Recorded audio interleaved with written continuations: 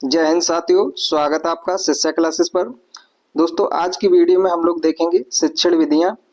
चलिए class start करने से पहले आज का मोटिवेशन कोट है, लग चुकी है तलब जीत की, अब खुद को आग में झोंक देंगे। ठोकरें कहती हैं मारा जाएगा, पर हौसले कहते हैं देख लेंगे। ठीक है, अब हम लोगों के 4-5 दिन बचे हुए हैं, इसमें अच्छे से मेहनत करेंगे और रीट एग्जाम को फतेह करेंगे। चलिए स्टार्ट करते हैं। आज का हम लोगों का मतलब टॉपिक है क्या है, शिक्षण विधियां हैं। शिक्षण विधि में पहली विधि है हम लोगों की आगमनात्मक विधि। आगमनात्मक विधि के जन्मदाता कौन है? तो आगमनात्मक विधि के जन्मदाता है अरस्तु। इस विधि में होता क्या है दोस्तों? तो इस विधि में सबसे पहले उदाहरण बताए जाते हैं, उसके बाद में नियम बताए जाते हैं। इस विधि के द्वारा ज्ञान जो होता है वो हमारा कैसा होता है, स्थायी होता है। और इस विधि में विशिष्ट से सामान्य की ओर, ज्ञात से अज्ञात की ओर और मूर्त से अमूर्त की ओर शिक्षण सूत्रों का अनुसरण किया जाता है। चलिए इस विधि को हम लोग समझ लेते हैं। जैसे कि हमें बच्चे को व्रत के बारे में कुछ बताना है। किसके बारे में बताना है? व्रत के बारे में बताना है। ठीक है, तो हम उससे क्या कहेंगे, पहले उसको उदाहरण देंगे। उदाहरण के तौर पे क्या देंगे? तो उससे बच्चे से हम कहेंगे कि क्या आप लोगों ने घर पे साइकिल देखी है? क्या देखी है? साइकिल देखी है। तो बच्चा कहेगा हाँ साइकिल देखी है हमने। तो जो साइकिल होती है, उस साइकिल में जो पहिया लगा होता है, जो रिम जिसे हम बोलते हैं, उसको हम क्या कहते हैं? बच्चा कहता है गोला कहते हैं। ठीक है, तो गोले के बीच में जो हमारा वो एक धुरा सा लगा होता है, उसके बीच में से हमारी ये तान लगी होती हैं, उस धुरे को क्या कहते हैं? तो बच्चा कहता है धुरी कहते हैं उसमें। तो इस प्रकार से हमने बच्चों को पहले क्या किया, उदाहरण दिया। फिर बच्चे को बताएंगे कि ये हमारा क्या है, वृत्त है। क्या है? वृत्त। तो बच्चा क्या होगा, समझ जाएगा कि हमारा ये एक वृत्त है। फिर उसको बताएंगे कि जो बीच में जो केंद्र होता है, धुरा होता है, उसको हम बोलते हैं केंद्र। क्या बोलते हैं? केंद्र बोलते हैं।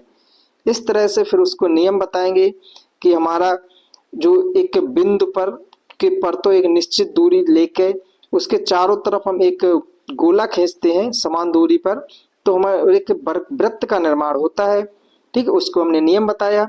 उसको जो केंद्र है उसको हम ओ से डिनोट करते हैं। और वृत्त का क्षेत्रफल निकालने के लिए हमें पाई आर स्क्वायर का नियम, मतलब हमने क्या बता दिया, उसको नियम बता दिए। तो पहले हमने क्या कहा, बच्चे को उदाहरण समझाए और उसके बाद में क्या किया, उसके नियम बता दिए।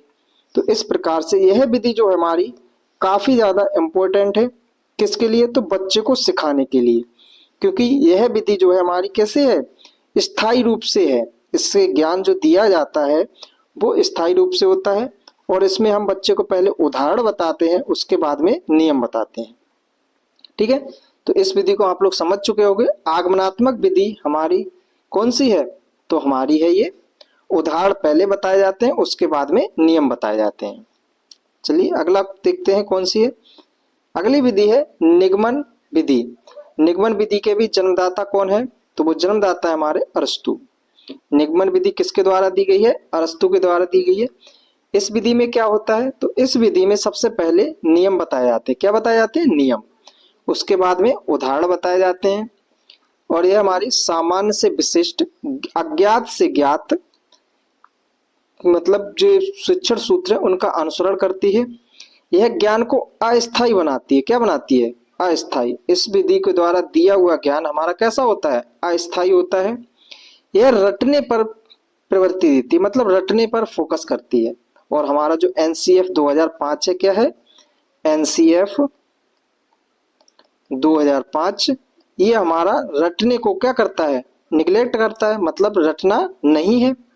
एनसीएफ 2005 बताता है हमारा यह विधि हमारी शिक्षण कार्य कराने के लिए कम उपयोगी है। यह विधि प्राथमिक स्तर के विद्यार्थियों के लिए अनुपयोगी है, मतलब कह नहीं सकते हैं अनुपयोगी है, मतलब कम उपयोगी है। और जो हमारे उच्च स्तरीय विद्यार्थी होते हैं उनके लिए यह काफी ज्यादा उपयोगी रहेगी। उसमें हम क्या करते हैं, पहले नियम को बता देते हैं, फिर नियम से संबंधित उसको उदाहरण देंगे, इस प्रकार से बताते हैं।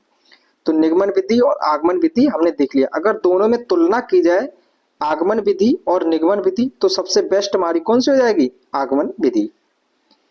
अगला देखते हैं, अगली हमारी है प्रोजेक्ट विधि। प्रोजेक्ट विधि को ही हम क्या कहते हैं, परियोजना विधि भी कहते हैं। और इस विधि के जन्मदाता कौन है, तो किलपैट्रिक हैं। इस विधि के जन्मदाता कौन है, किलपैट्रिक। इस विधि में क्या होता है, तो इस विधि में बालक को कोई काम करने के लिए दिया जाता है। इस विधि में बालक को कोई कार्य करने के लिए दिया जाता है और बालक उस कार्य को एक योजनाबद्ध तरीके से करता है, ठीक है। और जो उसको खुद स्वयं करता है, करके सीखता है, इस वजह से बच्चे का ज्ञान क्या होगा, अच्छा होगा और बालक अधिक से अधिक सीखेगा। यह विधि कैसी है, सामूहिक तथा व्यक्तिगत दोनों प्रकार की होती है। प्रोजेक्ट विधि में हमारा क्या होगा, बच्चा क्रियाशील रहेगा। क्या रहेगा, बच्चा क्रियाशील रहेगा। और बालक को क्या हमें करना है, क्रियाशील ही करना है, जिससे बालक स्वयं करके सीखे, योजना बनाएगा कि इस काम को कैसे करें हम, ठीक है, और योजना को इम्प्लीमेंट करेगा। और इस प्रकार से हम क्या कर सकते हैं, बच्चे का ज्ञान को स्थायी बना सकते हैं। तो यह विधि भी हमारी काफी उपयोगी है, ठीक है। और इस विधि को परियोजना विधि भी कहते हैं। यह किसके द्वारा दी गई है, तो किलपैट्रिक के द्वारा दी गई है। अगला क्वेश्चन वो है हमारा विधि। अगली विधि है अन्वेषण विधि।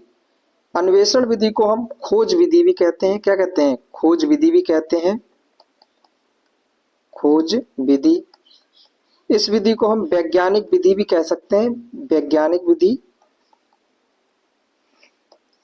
इस विधि को वैज्ञानिक विधि भी कहते हैं। इस विधि के माध्यम से बच्चे में जो है किसका विकास होता है, वैज्ञानिक प्रवृत्ति का विकास होता है। यह विधि स्वयं करके सीखने पर आधारित है।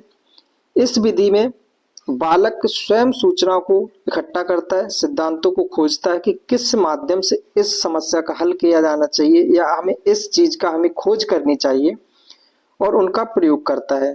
तो इस विधि में जो शिक्षक होता है वो एक मार्गदर्शक के रूप में कार्य करता है। यह विधि शिक्षार्थियों में वैज्ञानिक प्रवृत्ति का विकास करती है, ठीक है। यह विधि काफी ज्यादा उपयोगी है बच्चे में वैज्ञानिक दृष्टिकोण पैदा करने के लिए। और इस विधि के अगर जन्मदाता पूछे जाए तो कौन हो जाएंगे, आर्मस्ट्रांग। अगली विधि है प्रश्नोत्तर विधि। प्रश्नोत्तर विधि के जन्मदाता कौन है, तो सुकरात हैं। प्रश्नोत्तर विधि क्या है हमारी, तो प्रश्नोत्तर विधि में हम कोई भी पाठ कराया है, उस पाठ को ज्ञान और अच्छे से करने के लिए, कंठस्थ करने के लिए क्या करेंगे, बच्चों से प्रश्न पूछेंगे। क्या पूछेंगे, प्रश्न पूछेंगे। बच्चा भी उनसे संबंधित, उस पाठ से संबंधित क्वेश्चन पूछेगा, प्रश्न पूछेगा, और दोनों शिक्षक और शिक्षार्थी आपस में एक दूसरे से प्रश्न पूछेंगे और उनके उत्तर देंगे। इससे इनके प्रश्न पूछने का उद्देश्य क्या होगा, तो छात्र अपने विचारों को प्रकट करेगा और छात्र को विचारों को प्रकट करने का अवसर मिलेगा। तो इस विधि से छात्रों के विचारों में क्या होगी, वृद्धि होगी। तो यह विधि किसके द्वारा दी गई है, सुकरात के द्वारा दी गई है, प्रश्नोत्तर विधि। प्रश्नोत्तर विधि में प्रश्न पूछे जाते हैं, ठीक है। अगली विधि है किंडरगार्टन विधि। कौन सी है, किंडरगार्टन विधि। इसके जन्मदाता पूछे जाए तो कौन हो जाएंगे, फ्रोबेल हो जाएंगे। किंडरगार्टन विधि किसके द्वारा दी गई है, फ्रोबेल के द्वारा दी गई है। और फ्रोबेल ने कहा था बच्चों को जो है खेल के माध्यम से सिखाया जाए, जिससे बच्चे खेल खेल में अच्छे तरीके से सीखेंगे और उसमें कार्यरत भी रहेंगे, क्रिया करके सीखेंगे, जिससे उनके ज्ञान को क्या होगा, स्थायी ज्ञान होगा।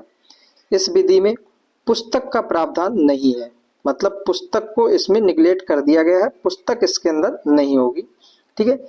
जो फ्रोबेल है इन्होंने खेल में किस खेल को ज्यादा वरीयता दी है, तो गेंद के खेल को ज्यादा वरीयता दी है। का गेंद के खेल खेलना चाहिए बच्चों को। और इस विधि में बालक खेल खेल में काफी अच्छे तरीके से सीख सकता है। इसमें बच्चे को अंताक्षरी हो गई हमारी, इस तरह से खेला, ग्रुपिंग करके आपस में एक दूसरे से क्वेश्चन पुटअप करना और कुछ भी खेल के माध्यम से सिखाना, मतलब बच्चों को खेल खेल में सिखाना, यही हमारा क्या है, किंडरगार्टन विधि है। अगला विधि है हमारी मारिया मॉन्टेसरी विधि। मारिया मॉन्टेसरी विधि, इसके जन्मदाता कौन है, तो मारिया मॉन्टेसरी हैं, ठीक है।